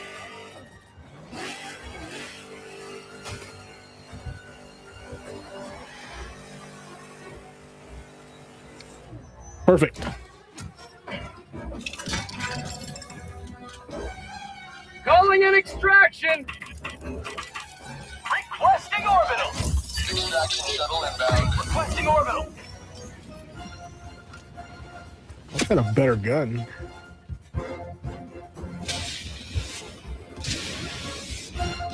I like going up here. Sometimes you have to find the groove.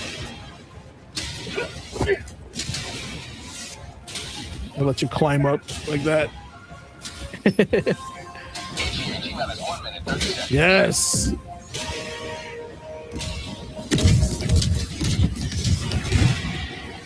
Brittle Baco? Yeah, it's pretty brittle. It's not great. Everything here is paper mache. Except the mechs. I think they patched the mechs.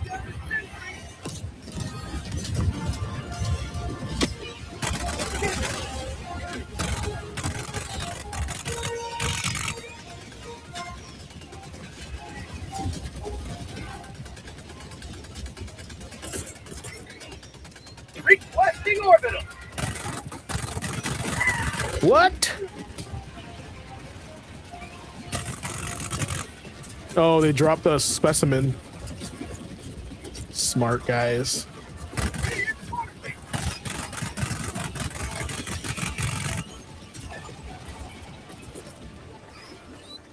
Ending in an eagle.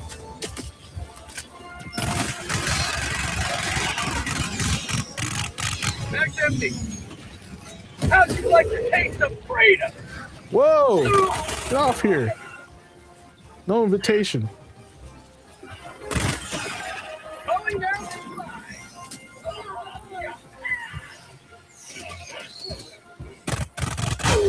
slide. What the hell? Reinforcing. Back empty. This is Pelican 1. I have visual on the extraction zone. Pelican 1, we need you, buddy!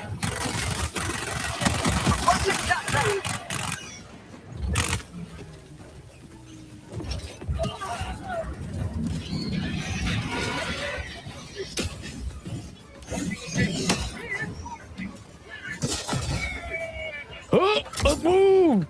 Back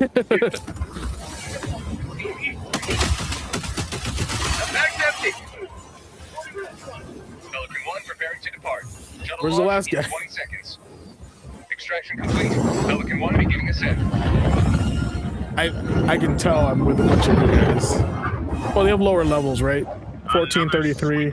Pearl is almost the same level as me, but I don't know how much XP he has.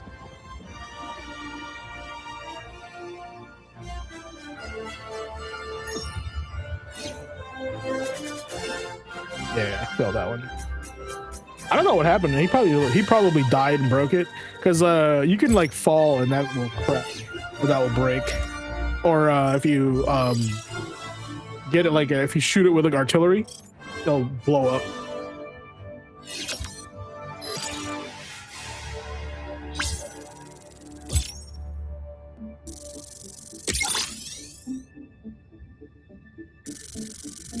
Level 99, almost 100, guys. Still a rookie.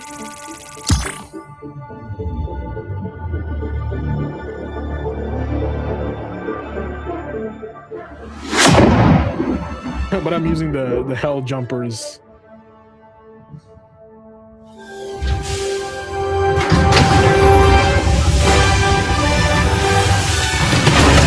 Look at that. We were working. The other two are all clean on the armor. No dirt on the armor. We'll never forget the Helldivers we lost today, nor the incremental gains their sacrifice achieved. I thought I had this guy equipped. Left the mission? How dare you leave me alone?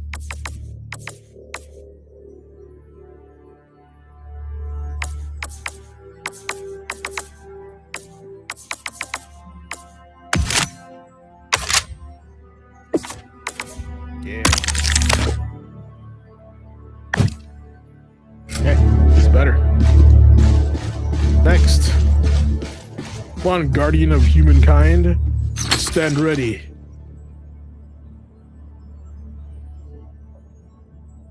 Yeah, they're totally new. They're buying upgrades. They're doing all these things. It's okay. I mean, new people need that time. We get a new cape. Mother Eagle's wings. Mother. Okay, let's do it.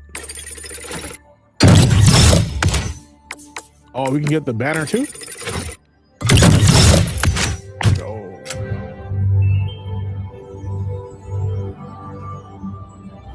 I like the little antenna. It's good flavor. Good flavor. A little good flavor.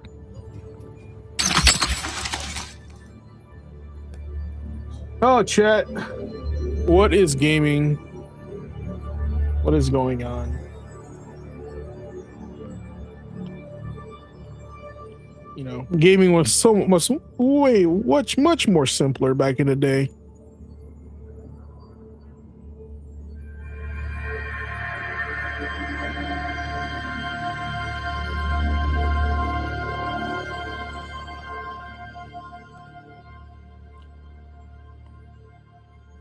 Do we have time for another jump?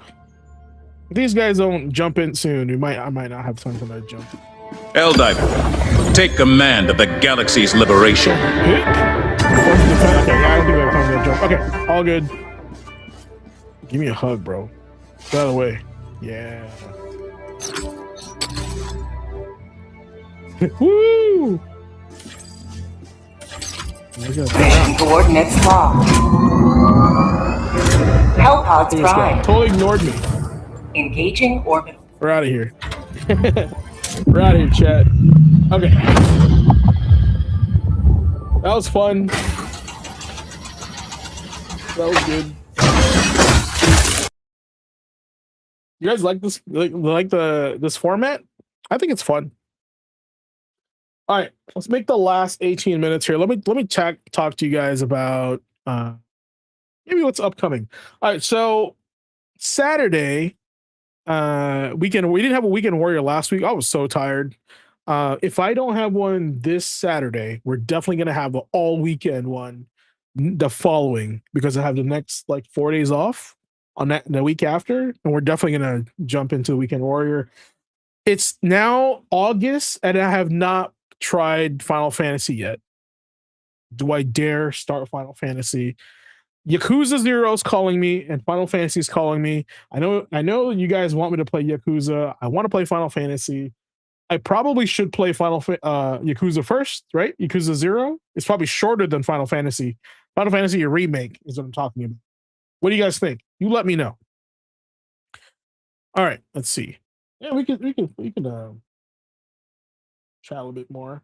Also, check out I don't know if you guys know this, but Blue Riot Bot, also known as Red Riot Bot, in the in the chat made a video about all the games he played, and I watched it, and it was super cool.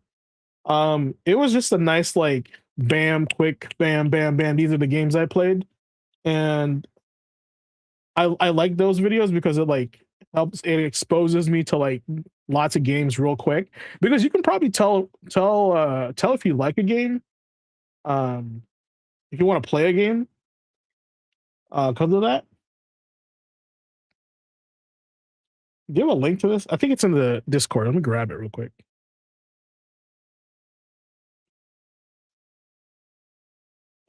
Lounge. Yeah, here it is. Copy link.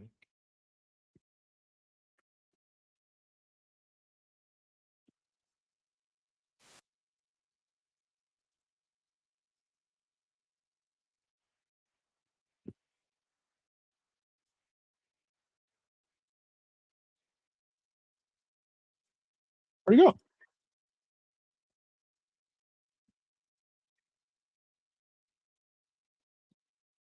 So check out this video from the Red Riot Robot. It's just 28 minutes long, fast, fun filled games that he played because like Crimson Desert, right? And it's really cool because like you can tell he's played a variety of different games. No crazy, you know, big monologues or anything about that, but just kind of a quick preview of the game, quick thought of the game. And there's a variety of them, and I like these kind of videos because like I said, you watch this and you're like, it's a first person shooter. Fear, whatever, Fear is pretty old, so and it's kind of I feel like you're watching somebody that like the your average gamer playing games, right? There's no like, oh, I worked in the industry. Oh, there's no like all this like bias that you because I'm a game designer or I worked in the industry stuff.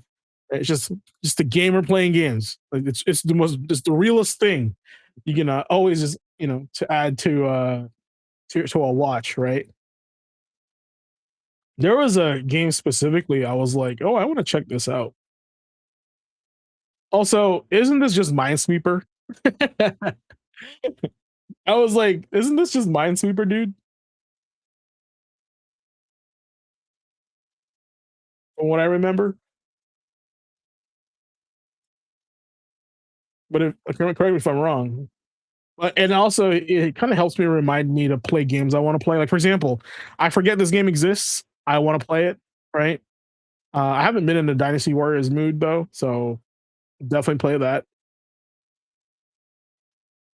There's a bunch of cool games here. Oh, neat platformer here. I think this is like Demon Tide, whatever. This looks like Rampage. Oh, it's Gone Fishing.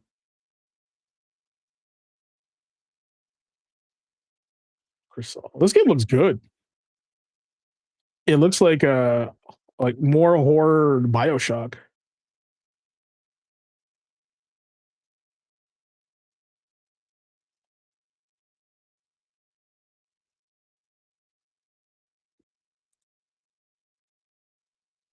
Where the blood you have is ammo.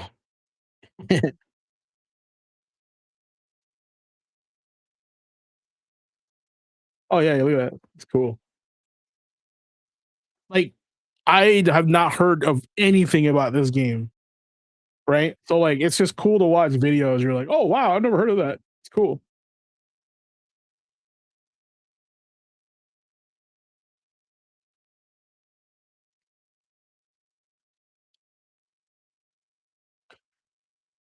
Katama and the can. Oh, it's a search action game. That's what they call it.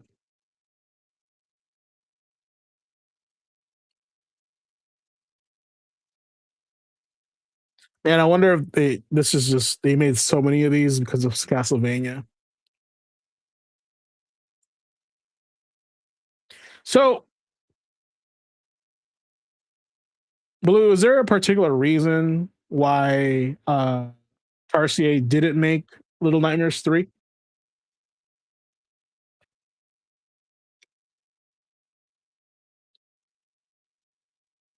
was like, they played 1 and 2, right? And I'm like, oh, they're not playing 3. That's kind of weird. Or they're not making 3.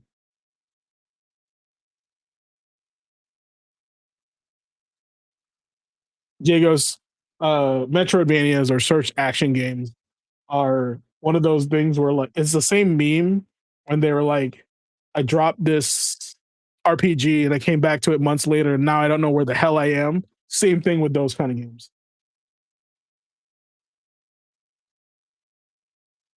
I saw Oliver and I saw Ace play this game because it's a Suda what is this saying? It's a Suda house whatever game.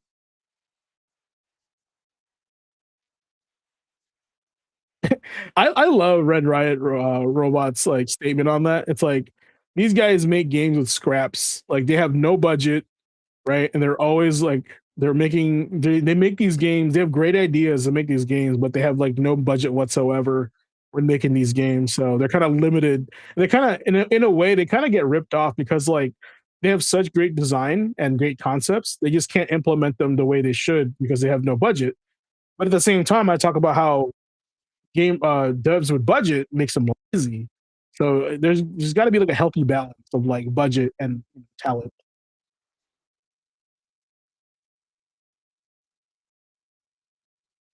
And you look at this game and it's like, man, this is so PlayStation 2 coded. Like design wise, right? There's patterns. You got to hit them in a certain spot. It's a video game as a video game, basically. It's still a video game before it is like a Hollywood experience. You know, that's what everyone's doing now these days.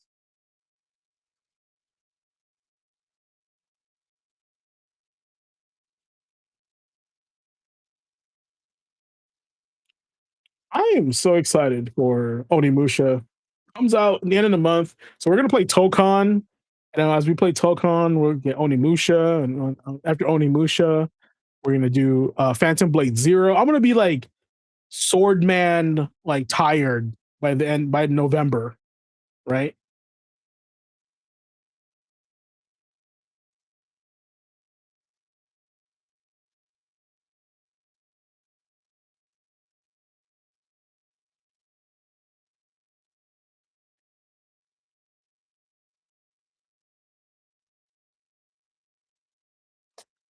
Well, I'm glad you finished it. I haven't even started it yet, and everyone's been poking at me about this game.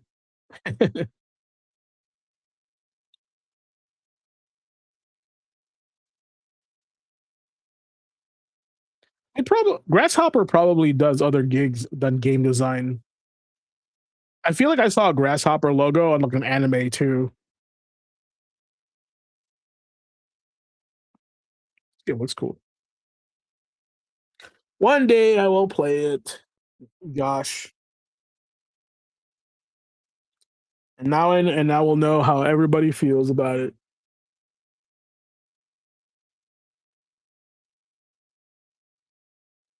This game I haven't played yet.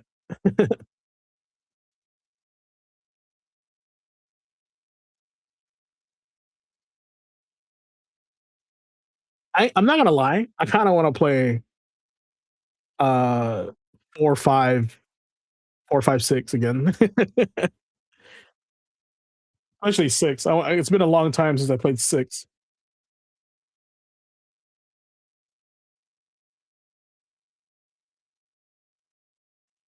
Yeah, at least 120 hours. And it's the first playthrough probably.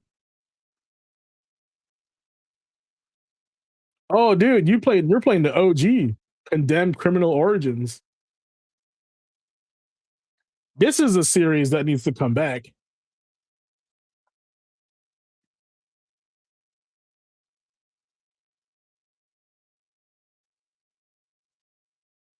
No, RE9 and 4 are not the same. 4 is an action movie. Keep that in mind. It's a thriller. 9 is still a horror because they're trying to like make characters weaker. You know what game needs to come back, chat? You guys remember the movie? The movie. You guys remember the game The Darkness? How cool would it be if they upped the gameplay in The Darkness, where like in the dark you're stronger than you are in the light, right? You're like all those tentacle things are like way more powerful now, like more mutations and transformations. That'd be so cool. Meat grinder, let's go. This is Uncle Sam or Serious Sam.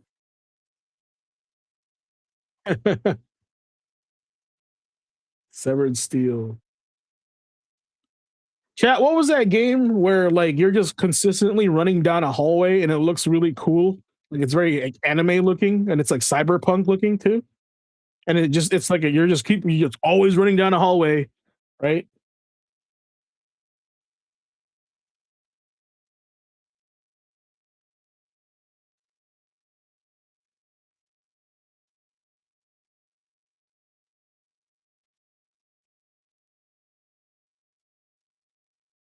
That's the wrong game. I think I remember watching this on early access and did not look like this.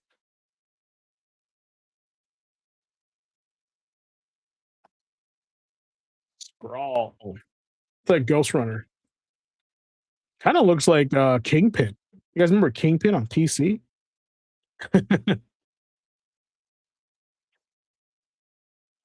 Ooh, was this game good? Lucky Squire?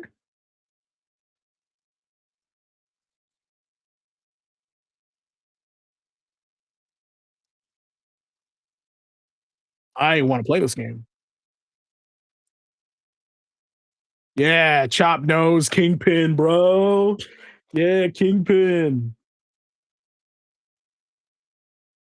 This is the go here. Physical, hand drawn animation.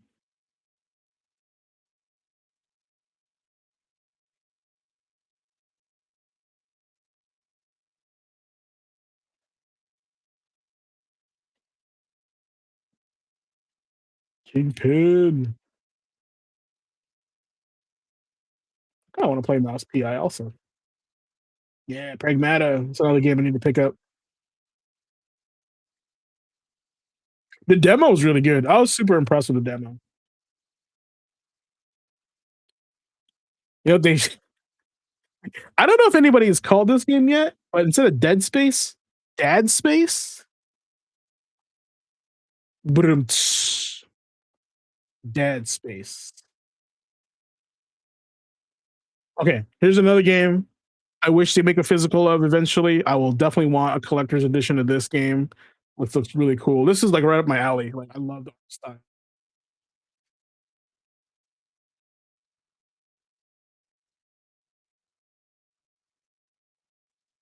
Forbidden Solitaire. So yeah, dude, I love blue or red right. The red riot bot play. He's a variety gamer too. He plays everything, man. Look at this. Look at this. Look at this range that he's playing. So cool. What else we got?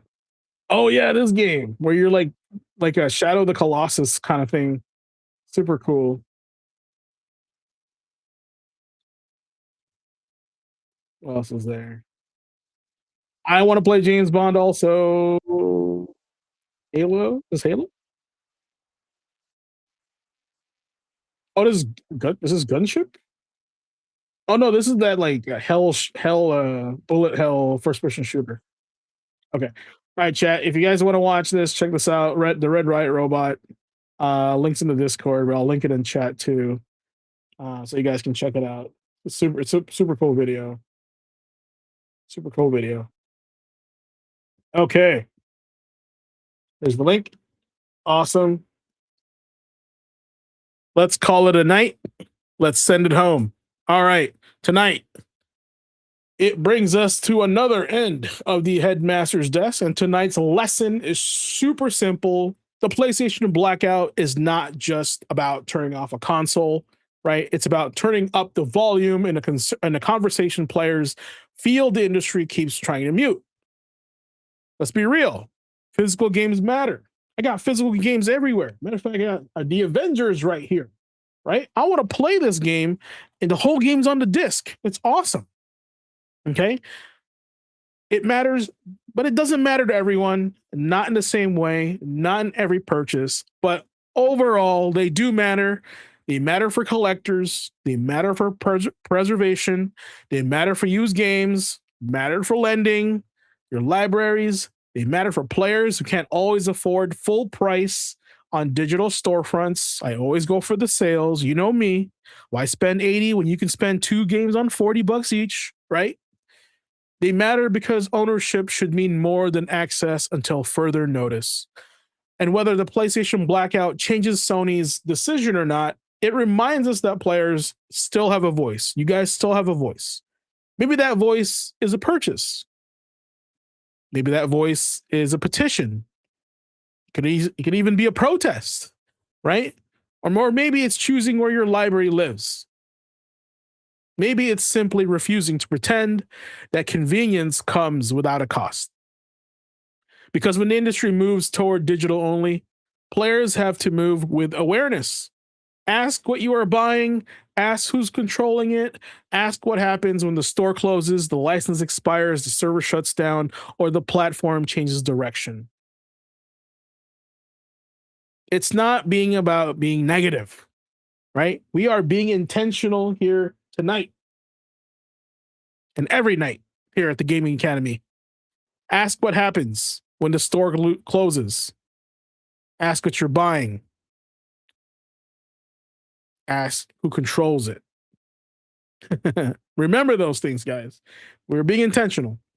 So as we leave as the desk tonight, remember this. Do not let the platform make every choice for you. Andre is making a conscious decision to switch out of Sony next generation, maybe to focus on PC. Hell, I even told you guys that I may stop being a PlayStation fanboy and move towards Xbox if the Project Helix console is physical. I have no allegiance to Sony. I'm not going to play Spider-Man 4 if they don't have physical. Like, physical is where I'm at. Video games is where I'm at. Sure, I may buy digital just to play it, but my library will be on Xbox Project Helix on a physical library if they do decide to stick with physical.